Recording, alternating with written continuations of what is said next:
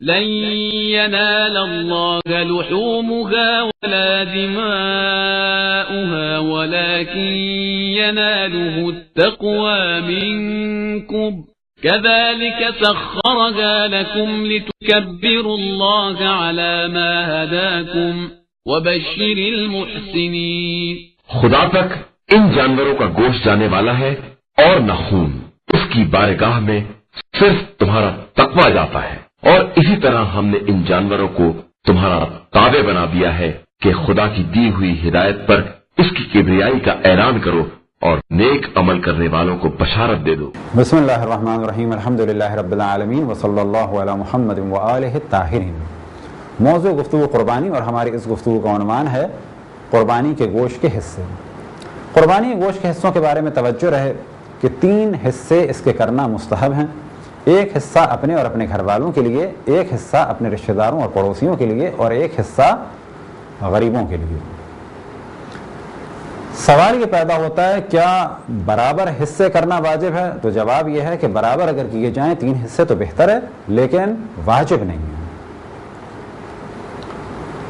اب یہ سوال پیدا ہوتا ہے کہ اگر یہ سارا گوشت غریبوں کو دے دیں یہ بھی جائز ہے، سارا گوشت رشتہ داروں اور پڑوسیوں کو دے دیں یہ بھی جائز ہے، سارا گوشت اپنے اور اپنے گھر والوں کے لیے رکھ لیں یہ بھی جائز ہے. اصل ثواب ہے عید قرباں کے دن حضرت ابراہیم اور حضرت اسماعیل علیہ السلام کی قربانی کو یاد رکھتے ہوئے، ان کی یاد کو تازہ کرتے ہوئے، یاد کو مناتے ہوئے اللہ سبحانہ و تعالیٰ کی راہ میں ایک جانور کو حلال آمدنی سے شرائط کے ساتھ ذبح کیا جائے. اصل عبادت یہ ہے. گوشت کا موضوع اگلا موضوع ہے. اب یہ آپ بے شک سب صدقہ دے دیں، بے شک سب رکھ لیں، لیکن بلا شک غریبوں تک پہنچنا چاہیے. چاہیے سے مراد کہ بہتر ہے اور زیادہ ثواب ملے گا. روایتوں میں نقل ہوا کہ رسول اللہ صلی اللہ علیہ وسلم 100 اونٹ نہر فرماتے تھے، جن میں سے 34 اونٹ مولا امیر المؤمنین علیہ السلام کی جانب سے. اب بہت واضح سی بات ہے کہ ان 100 اونٹوں کا گوشت 3 حصوں میں تقسیم اگر کیا جائے تو کیا 33 اونٹوں کا گوشت اپنے گھر والوں کے لیے رکھتے تھے؟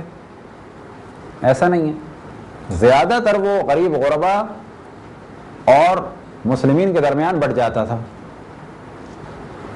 تو یہ کام بہترین کام ہے اور جائز ہے کہ جس کو بھی آپ مصلحت سمجھیں.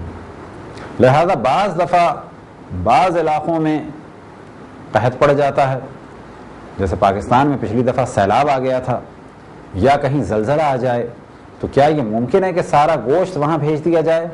بلا شک یہ جائز ہے اور ثواب کا سبب ہے، کیونکہ دیکھنا یہ چاہیے کہ اس گوشت کو کھانے کا حق کس کا زیادہ ہے. بس گوشت کے 3 حصے کرنا بہتر ہے، لیکن اگر ایک حصہ کیا جائے یا سب کا سب صدقہ دے دیا جائے یا سب کا سب عزیز و رشتہ داروں کو دے دیا جائے تو یہ بھی جائز ہے. کھال کے بارے میں سوال ہوتا ہے کہ کھال کا کیا کیا جائے؟ تو جواب یہ ہے کھال کے مالک آپ ہیں، جو چاہے اس کھال کا کریں، جائز ہے. اور بعض روایتوں میں نقل ہوا کہ اس کی جانماز بنائیں اور استعمال کریں. اسی طریقے سے جائز ہے کسی بھی نیک کام میں سے استعمال کریں، اور بہتر ہے کہ اس کو صدقے کے طور پر غریبوں کو دے دیں. ایک سوال یہ پیش آتا ہے بعض دفعہ کہ بعض سیاسی تنظیمیں مانگتی ہیں اور کھال کی وجہ سے خطرہ ہو جاتا ہے.